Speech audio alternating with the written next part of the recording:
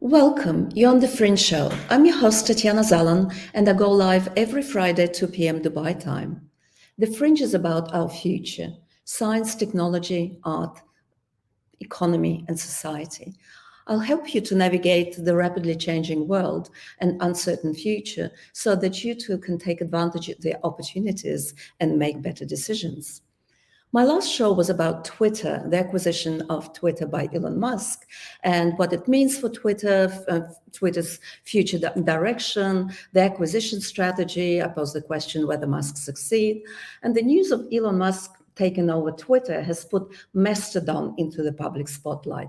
No, I'm not talking about Mastodon, the extinct animal. It's an alternative social network. Launched in 2016, Mastodon describes itself as a free, open source, decentralized social media platform that strives to be a viable alternative to Twitter. Some observers describe it as a Web3 platform, and we'll have a look into it. Is it really a Web3 or not? And some have suggested that what we're witnessing is almost like a battle between Web3 and Web2 social media. And generally, can social media be done differently? Is Mastodon a viable alternative to Twitter? These are exactly the questions that we're going to have a look at on this show. The usual disclaimer, the views are my own. They do not represent the official views of organizations and employers I'm associated with. The Fringe Show is for educational purposes only. It's not any sort of investment advice. Let's start probably with just thinking about why Mastodon is important. Since Elon Musk took over Twitter in late October this year, people started to leave Twitter after this acquisition. They're leaving for alternative platforms, Mastodon, Lens, TikTok, maybe some others as well. Twitter seems to be moving on to become a super app like WeChat, which is essentially a messenger. We've heard about layoffs. I'm sure you've heard about them at Twitter.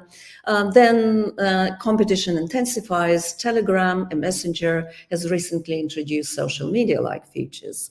Mastodon has drawn in almost 500,000 new users, bringing total monthly active users to more than 1 million. Of course, it's a tiny fraction compared to Twitter's 238 or so million daily users. And the founder himself said, his name is Eugene Rochko, I don't think Mastodon or the Fediverse has ever received much attention before. It's a great opportunity for people to finally see that social media can be done differently, that it can be a protocol not under control of any single company. And Mastodon generally presents a vision of a social media platform that cannot be bought and owned by any billionaire and strive to create a more resilient global platform without any profit incentives. And precisely because of that, Mastodon has been bad-mouthed. It makes no money for investors. It doesn't have any shitcoin shills. There's no coin, so not a lot of money to be made, obviously. Let's have a look at some of the statistics and what's Mastodon's background, generally speaking. Rather than being a single platform, it describes itself as a network of millions of users in independent communities that can interact with one another.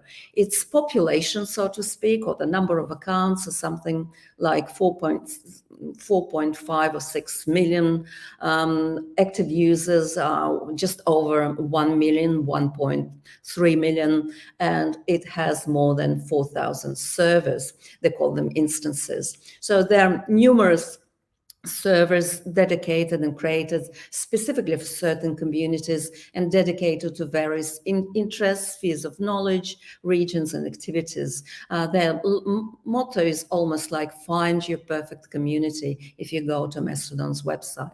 It's an open source decentralized project. Its software was developed by the German GmbH, German company, German non-for-profit, really, led by Eugene Rochko, launched in 2016, as I already mentioned. What do we really mean by open source? Well, anyone can download, modify, and install Mastodon on their server. Plus, the developers of the platform don't own the copyright. That's very different from Twitter and other social media platforms. But we'll get to that. We'll get into these differences between Mastodon and Twitter on who is better. Mastodon is a crowd-funded non-profit. It funds only the full-time work of Rochko. Rochko is his sole employee and perhaps supports some popular service. Also, being an open source means that Mastodon's original source code is publicly available and can be changed. People like developers, you can contribute to code, you can find and fix bugs, add new features, and translate the interface into several languages. How do you join? To join Mastodon, you need to sign up for an account on a server. There is a server called joinmastodon.org, or download any official app from Android or iOS. The server can be home to your account, your profile, your feeds. Some servers allow immediate registration, others require an approval or an invitation. Unlike Twitter, there is no central Mastodon website. You sign up to a provider that will host your account, and that's a major difference. It's similarly to signing up for Outlook or Gmail, and then you can follow and interact with people using different providers. Anyone can become such a provider with Mastodon because, again, it's a free and open source platform. It has no ads, it respects your privacy, and allows people and communities to self-govern. You can get your virtual server running for about $5 to $10 a month with decent bandwidth and a lot of people to use it. So it's pretty much comparable to what Twitter is now going to charge for the verification blue tick. You can recoup these expenses through ads if you wish, or maybe even subscriptions, or you can split the cost amongst friends, amongst your community members. The dwellers in Mastodon are called Mastodonauts, and the equivalent of tweets, are called toots. I don't know about that one. I don't really like the name. What about the content? What kind of content is being published? Mastodon publishes 500 character messages with pictures, polls, videos, and so on to an audience of followers. You can follow interesting people, receive their posts in the chronological home feed, and that's important. It's chronological. It looks like hosting your own Mastodon server is going to cost you not much, really, except when you pay to host your own Mastodon server. You own your data, your identity, and your social graph fully.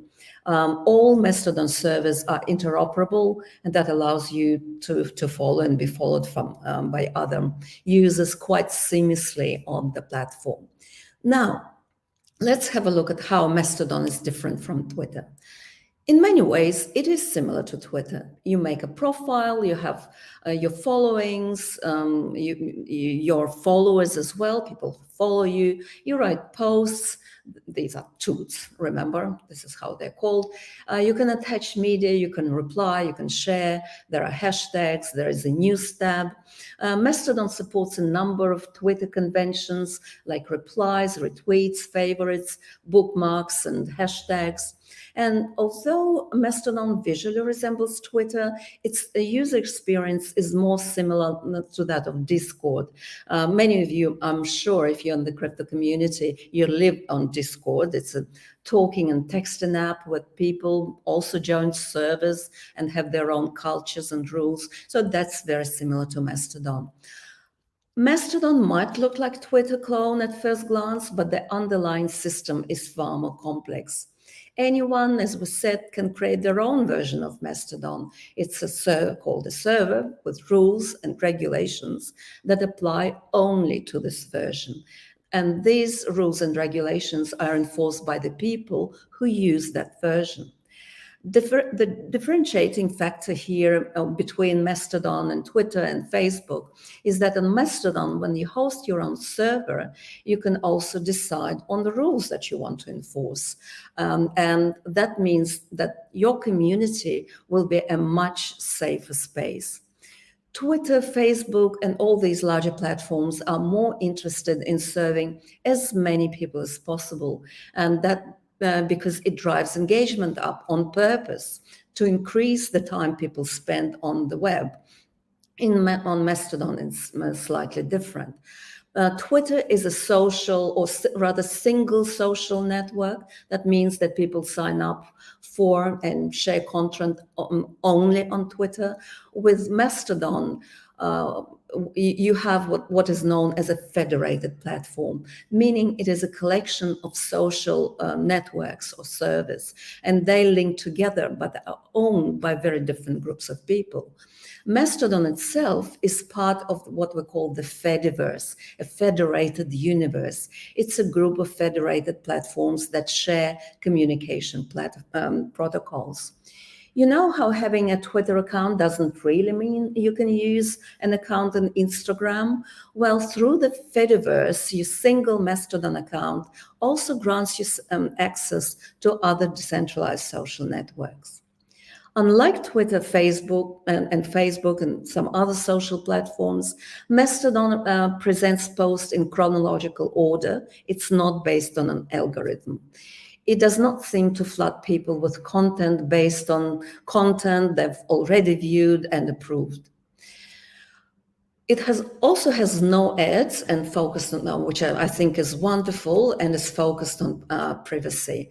Mastodon is largely crowdfunded. Most servers are funded by people who use them. The servers that Mastodon oversees, like Mastodon Social or Mastodon Online, are funded indeed through Patreon. There's no hate speech allowed, no sexism, no racism, no homophobia, or transphobia. There is a downside, however, and in Twitter is probably better in that respect. Twitter supports a variety of media and other data appended to tweets, audio-only social spaces. I'm personally a big fan of Spaces, Twitter Spaces. It has photos, it has videos and GIFs and polls and precise location and experimental status tag and so on. Mastodon is a bit simpler in that regard. It supports images, videos, audio, and polls.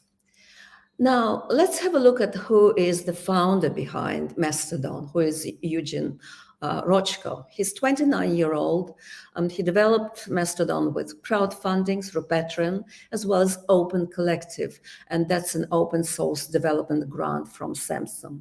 He's a German citizen. He's born into a Jewish Russian family, studied computer science at Friedrich Schiller University. It's a public university in Germany. He began coding Mastodon in 2016 after he was disillusioned with Twitter. And this is what he's saying as far as his Twitter experience went.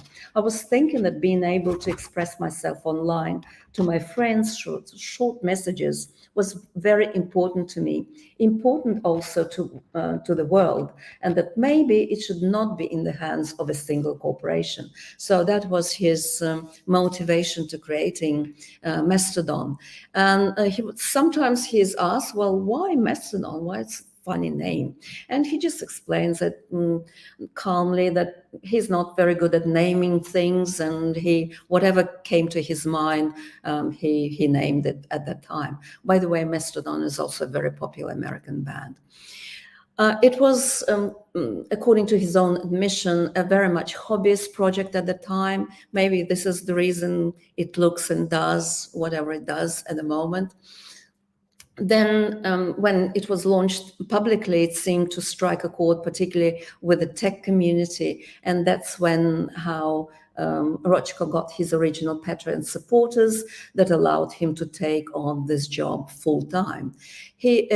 absolutely had no ambition of going big at that time, back then, 6 years ago. And this is again him saying, until the past 5 years that I've been running Mastodon operations as sole proprietor, where Mastodon's income was my personal income minus all the expenses.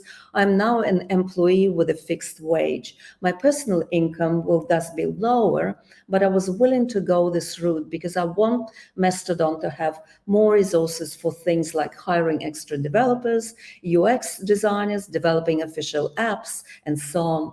And I want there to be clear boundary between fundraising for that cause and my personal income. Now, what are people saying about Mastodon's user experience? I collected a few quotes from social media, what people are saying, how they've used Mastodon. And so here you are. The user experience, the first one I liked really a lot. The user experience for most of the Mastodon and Fediverse stuff I've seen is not great. It's made by volunteers, open source fans, programmers, techies, the same kind of folks who helped open up the internet in the 90s so that many people could use it. Don't complain that the interface is bad. It's bad because this thing is decentralized, is not capitalized, its users are not products, and Elon Musk can't buy it.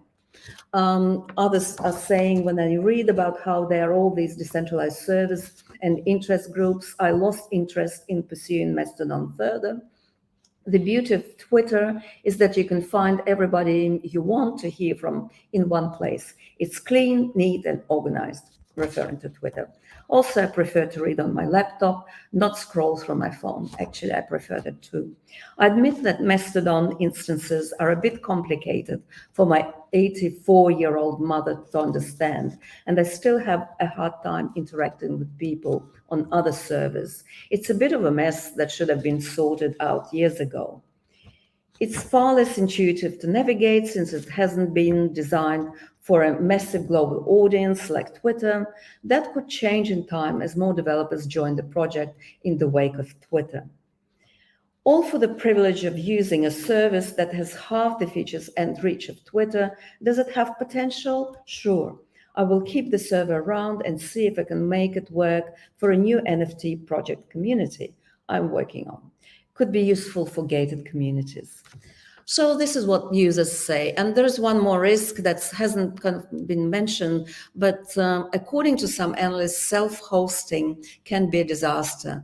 And we all want to understand the idea of wanting to own our own identity, not having our data stolen, so on. But the idea that a service you can use would disappear quickly, abruptly, without any notice does not sound very appealing to many.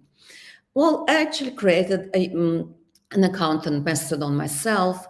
I looked at what are the topics and servers. There were only two art related. I'm interested in art, particularly in digital art. I joined one server. It's very similar to Discord, set up a profile. And generally, this was a very easy experience. I didn't go any further. I didn't do anything complicated like following others or inviting others to follow me, but see how I go. So far, so good. Not ideal, but so far quite okay. I think a bigger question here is Mastodon a really decentralized social network? And I went to Ethereum Foundation because I think it's probably one of the best descriptions of what a decentralized social network should look like. They have several kind of tests or several characteristics, and let's have a look whether Mastodon stacks up where it stands according to these tests. Firstly, censorship resistant and open to anyone. This means that users cannot be banned, deplatformed, or restricted arbitrarily. Secondly, a decentralized network should be built on open source ideals, and make source code for applications available for public inspections. It should eliminate the middleman. Content creators have direct ownership of the content. They engage directly with followers, fans, buyers, other parties, with nothing but a smart contract in between. It should be less susceptible to server downtime and outages. It should offer an improved monetization framework for content creators. It can be through non-fungible tokens or in-app crypto payments or in some other form. It should also have a high level of privacy and anonymity. For instance, an individual can sign onto Ethereum-based social network using ENS profile or wallet. Those of you who are using Ethereum will know what I'm talking about. And that's without having to share personally identifiable information like names or email addresses. And seventh, it should have decentralized storage, not decentralized databases, which is considerably better for safeguarding user data. Now, if you look at Mastodon, it ticks some of these boxes, but not others. So it can't be really considered to be a full-scale, full-blown decentralized network. Eugene himself has made some statements about how decentralized Mastodon is and what he thinks personally about decentralization. There is a very interesting blog article on his on Mastodon itself, and I invite you to read it. I'm sure you'll pick up some interesting ideas about decentralization. Firstly, and it's kind of understandable to everyone that decentralization upends all these social network business models, but dramatically reducing operating costs. Because no single server on Mastodon needs to grow beyond its comfort zone and financial capacity. The entry cost into that, into having your own server, is near zero. And an operator of a Mastodon server does not need to seek venture capital, because that will put pressure on you having to monetize your business in some way. Monetization in social media networks, as we know, typically means ads. Changing the website to have people see more ads, invading people's privacy to make sure they've seen all these ads. There is this old adage that if you are not paying, then you're the product. A single website has all your data locked in, and if successful, they will have such strong network effects that they can get away with poor service without having to fear that you will leave the platform. And if it shuts down, or if there is a rug pull, then the game's over, and then all your posts and connections will be gone. Decentralization is biodiversity of the digital world, the sign of a healthy ecosystem. It allows different users to have different user interfaces, different software, different forms of governance to coexist. A monoculture may not survive when disaster strikes. A decentralized network is also more resilient to censorship. It's a myth that larger corporations can resist government demands. In practice, commercial companies struggle to meet all these government demands. And a very good example is Twitter used to, in the past, and I'm not sure whether they're doing it now, but in the past, they regularly blocked some Turkish activists.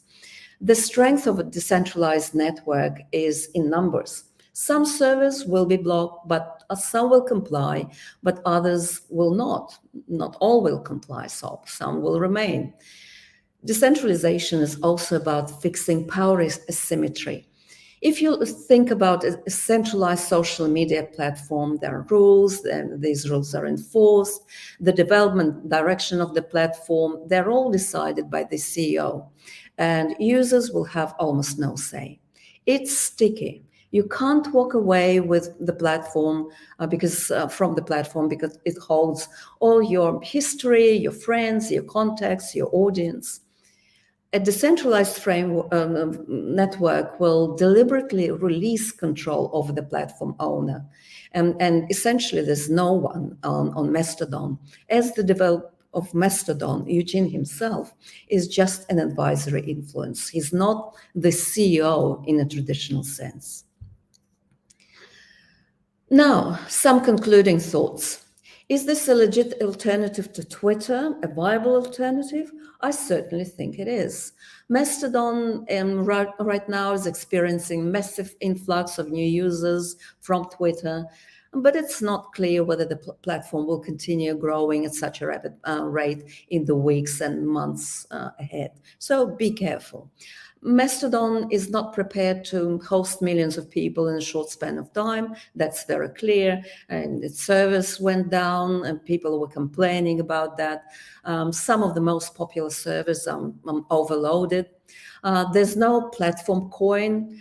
Well, some will say it's not really a Web3 thing, but it's probably a good thing that there is no coin, so there's no speculation. It's clearly not there yet in terms of user experience. But let's not forget it's run on donations from people, from ordinary people like you and me, and not on generous funding from billionaires or venture capitalists. Will the federated model work at scale? I'm personally not sure. It's still an open question. Mastodon is decentralized, but it's not Web3. It's a Web2 tech stack. It shares some principles of Web3, certainly with the decentralization and open source, which are true of some Web3 companies. It does not leverage any technology for its underlying stack. Identity or profiles, consensus, transactions, this is not there. But indeed, are blockchains really necessary for Web3? Some analysts are claiming they're not. But definitely give it a go. This is what I'm suggesting to my audience. You may like it. There's a lot of space to be explored. There are, for example, if you're interested in crypto, NFT, it's time for you maybe to create a server. There are no really servers dedicated to this topic yet. So give it a go. Thank you for joining. Thank you for joining the Fringe, my show, and I will be on the Fringe show next Friday at 2 p.m. Dubai time. See you. See you soon.